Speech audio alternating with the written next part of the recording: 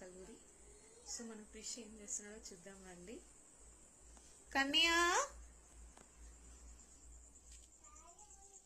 ఏం చేస్తున్నా?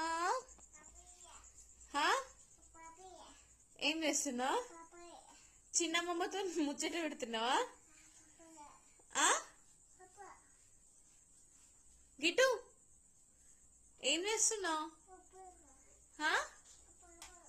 పాప ఎక్కడుంది?